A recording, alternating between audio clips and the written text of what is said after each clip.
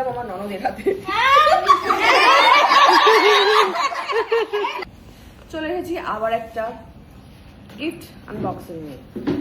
প্রথমে বেরিয়ে আসছে একটা ছাপা শাড়ি, অসাধারণ সুন্দর গরমের একটা ছাপা শাড়ি। এটা আমি তুলে দিলাম আমার ননদের হাতে।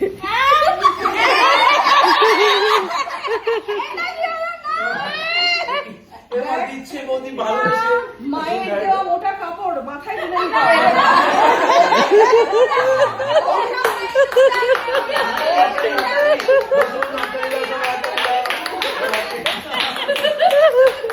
মায়ের সমান, মা যখন দিচ্ছে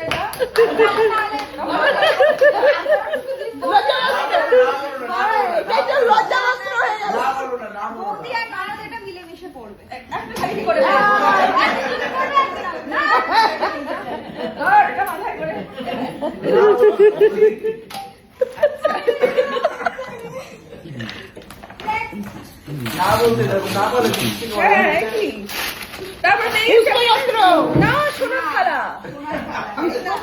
না আমি আগের ব্লগে আমরা শিখে গেছি।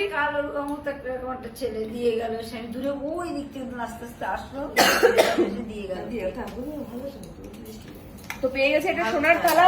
আমি ভুল করতাম যদি আমরা প্রথম পর্বে শিখে যেতাম যে চকচক করলেই সোনা হয় না। তো আমরা এখন শিখে গেছি, ফলে এটা সোনা নয়, এটা বেতলের একটা পুষ্পপত্র।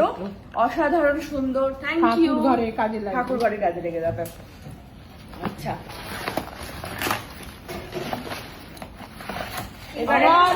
বেড কভার, এটা হচ্ছে বেড কভার। সুন্দর গরমের সময় একদম পাতলা সুন্দর একটা বেড কভার, যেগুলো পাততে ঘরে কাজে লাগবে। রেখে দাও।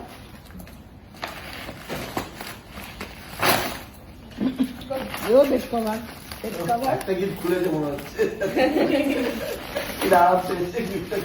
হ্যাঁ ওই নরম প্যাকেট গুলো খুলতে ভালো, এগুলো এত মোটা প্যাকেট হয়। আচ্ছা আরো একটা সুন্দর বেড কভার যেটা কমন থাকে গিফটে। আমার অলরেডি বেড আছে, আমার বেড কভার দরকার ছিল। এটা সেই আগেকার দিনে সাবেকি একটা তথাকথিত একটা গিফট প্যাক না?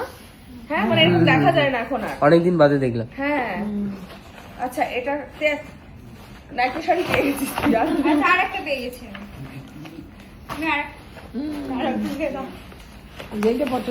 আচ্ছা আরো একটা শাড়ি, সুন্দর ছাপা শাড়ি। এটা কি কোন রকম ভাবে মনে হচ্ছে আমি কি শাড়ি বেড করে দেখতে বসেছি? এটা মনে হচ্ছে না তো? ঠিক আছে, খুবই সুন্দর। আরো একটা গিফট পেয়ে গেছি আমি,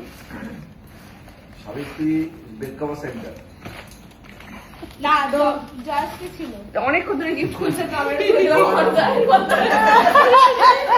যাকে গিফট করলাম